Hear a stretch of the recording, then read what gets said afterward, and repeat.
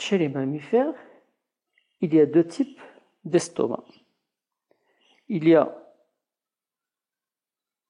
l'estomac qui est formé d'une seule poche, et l'espèce est appelée alors monogastrique, et l'estomac formé de plusieurs poches, et l'espèce est dite polygastrique. De point de vue morphologique,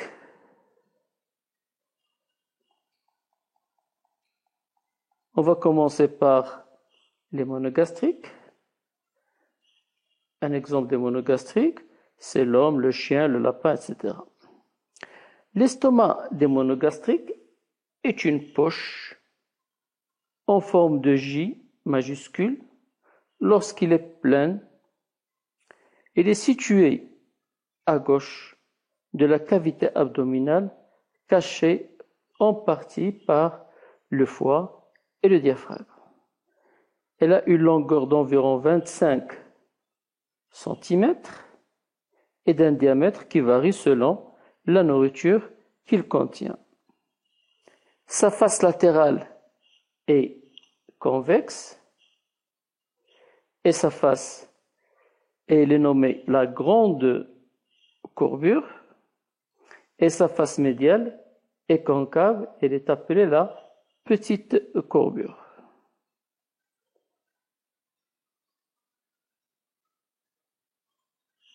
Donc, le point de contact avec l'œsophage est muni. Le point de contact entre l'œsophage et l'estomac est muni d'un sphincter qu'on appelle le cardia. Et le point de contact entre l'estomac et l'intestin grêle est muni également d'un autre sphincter qu'on appelle le pylore. Que ce soit le pylore ou le cardia, ce sont des zones où règne une pression très importante par rapport aux zones supérieures ou inférieures. Donc l'estomac, comme l'œsophage, est délimité par deux sphincters. Ici, c'est le cardia et le pylore. C'est ce qui va permettre de contrôler donc l'entrée et la sortie des aliments de l'estomac. L'estomac des monogastriques peut être subdivisé en trois parties. Une partie supérieure fendue sous poche à air, une partie intermédiaire qui est le corps et qui va jouer un rôle de réservoir, et la partie inférieure qu'on appelle l'antre, qui sera le siège d'activité mécanique et qui va jouer un rôle important dans l'évacuation gastrique.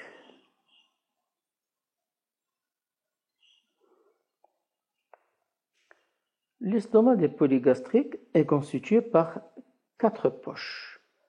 La plus grande poche s'appelle la panse ou le rumen, qui jouera un rôle important essentiellement dans l'accumulation des aliments ingérés. La deuxième poche, c'est le réticulum ou le bonnet, qui jouera un rôle dans la régurgitation ou la rumination. Troisième poche, c'est le feuillet, et la quatrième, c'est la caillette. Ces deux structures joueront un rôle essentiellement dans la vidange gastrique. Alors, comment va se passer justement l'ingestion et le stockage puis la digestion chez les polygastriques? Lorsque l'animal est devant une quantité importante d'aliments, il va les ingérer sans vraiment les mastiquer. Donc les aliments vont emprunter l'œsophage, puis vont se trouver dans la panse et ils vont être stockés. Donc une fois que l'animal sera au repos, donc il n'y a plus d'aliments, il va régurgiter une partie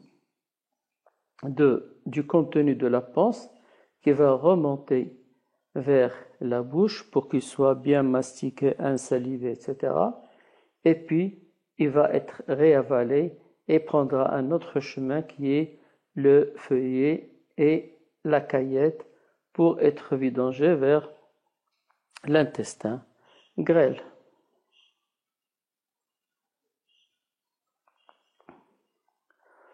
De point de vue structure, la structure de l'estomac, qu'elle soit des monogastriques ou des polygastriques, est formée toujours des 4 couches dont on avait parlé, c'est-à-dire la muqueuse, la sous-muqueuse, la musculeuse et la séreuse.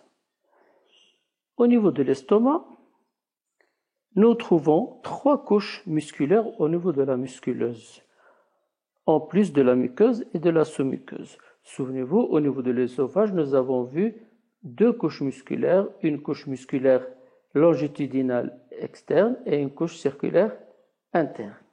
Au niveau de l'estomac, on retrouve plutôt 3 couches musculaires, une couche de fibre musculaire longitudinale externe, une couche de fibre circulaire intermédiaire, et en plus, on retrouve une couche de fibre oblique. Ces couches musculaires sont beaucoup plus renforcées au niveau de cette zone de l'antre pylorique. Donc, si on fait une coupe au niveau sagittal, au niveau de cette région anthropylorique, on va retrouver que la couche oblique est bien renforcée, alors que plus on va vers les parties supérieures, c'est-à-dire vers le corps puis vers le fundus, la couche oblique disparaît essentiellement au niveau de la petite courbure. Puisque cette zone anthropylorique va jouer un rôle très important dans le brassage des aliments et dans l'évacuation gastrique. De point de vue glande sécrétoire, la paroi de l'estomac renferme une grande quantité de cellules sécrétrices du mucus. Ce mucus forme une couche qui va tapisser la lumière et protège l'estomac de tout endommagement par les sécrétions acides nécessaires au processus de digestion qui vont s'y dérouler. On peut subdiviser la muqueuse glandulaire gastrique en 2 types de muqueuses. Une muqueuse glandulaire fundique et une muqueuse glandulaire antrale. Tout d'abord, la muqueuse glandulaire fundique. Cette muqueuse est caractérisée par la présence de glandes dont le rôle physiologique est très important. Ces glandes sont essentiellement exocrines et sont sous forme de tubes enfoncés au niveau de la muqueuse et renferment 4 types de cellules. Tout d'abord, des cellules à mucus qui occupent la partie superficielle de la glande. Donc, je vous rappelle ici, vous avez la lumière gastrique et là, c'est la partie profonde de la muqueuse. Et les cellules à muqueuse donc, sont localisées dans le tiers supérieur de cette glande. Et ces cellules à mucus assurent la sécrétion du mucus dans la lumière gastrique. Le deuxième type, c'est les cellules bordantes ou cellules pariétales, qui sont des cellules de grande taille et qui sont localisées au niveau des parties intermédiaires de la glande et dans le pôle apical est dirigée vers la lumière de l'estomac. Ils vont déverser dans cette lumière essentiellement de l'acide chlorhydrique qui va permettre de donner au suc gastrique un pH entre 1,5 à 2.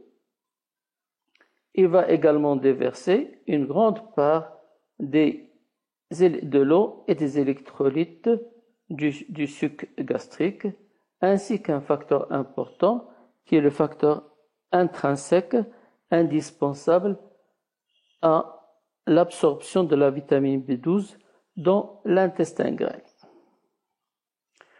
Troisième type de cellules, ce sont les cellules principales qui sont localisées au niveau du tiers profond de la glande, ce que vous voyez ici en rose.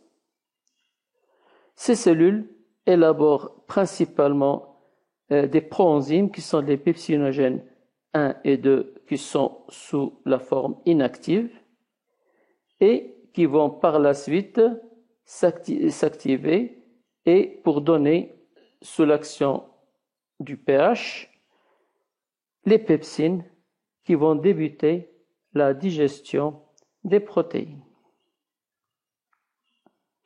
Toujours au niveau de cette glande fondique, on trouve un quatrième type de cellules qui sont des cellules, cette fois-ci, endocrines, notamment des cellules qui libèrent l'histamine et des peptides tels que la somatostatine, la cholécystokinine et la sérotonine qui diffusent dans les capillaires sanguins et qui vont influencer d'autres organes du système digestif.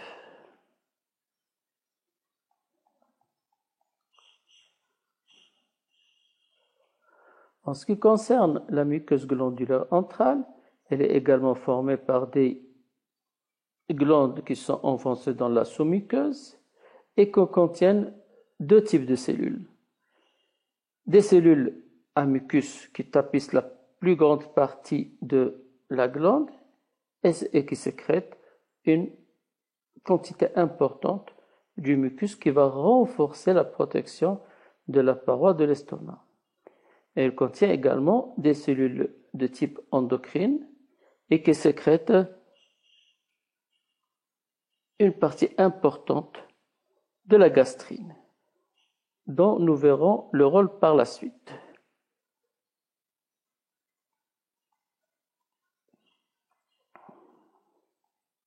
En plus des cellules à gastrine, les glandes antrales renferment des cellules qui sécrètent également de la sérotonine. Du point de vue innervation de l'estomac, là aussi, l'innervation de l'estomac, elle est double. Elle est intrinsèque et extrinsèque.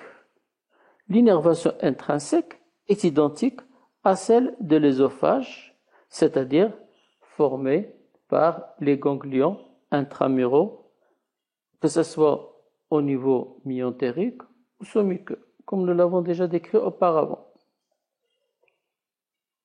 Alors que l'innervation extrinsèque, elle est double, elle est parasympathique et sympathique.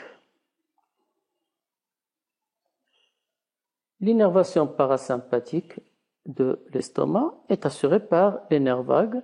Ce sont des axones préganglionnaires dont le corps cellulaire se trouve au niveau du bulbe rachidien.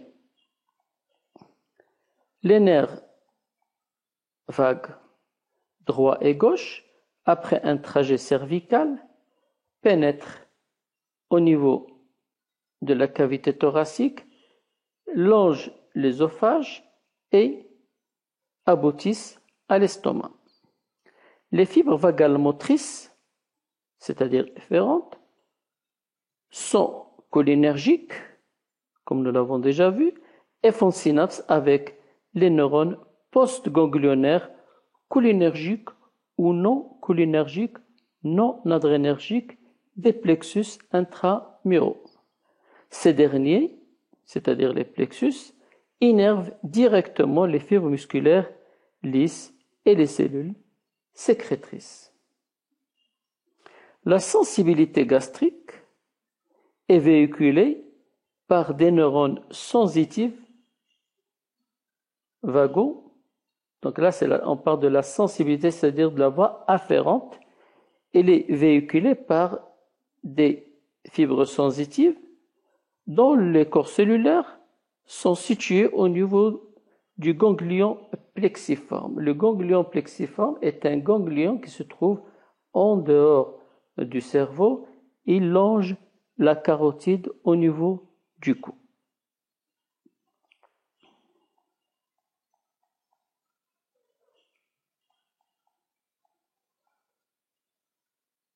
L'innervation sympathique, cette fois-ci, est assurée par les nerfs splanchniques. Elle est constituée là aussi par des axones préganglionnaires dont le corps cellulaire se trouve au niveau de la zone intermédio-latérale de la moelle épinière et qui émerge par les racines dorsales pour faire synapse dans le ganglion cœliaque avec des neurones postganglionnaires adrénergiques inhibiteurs de la motricité gastrique.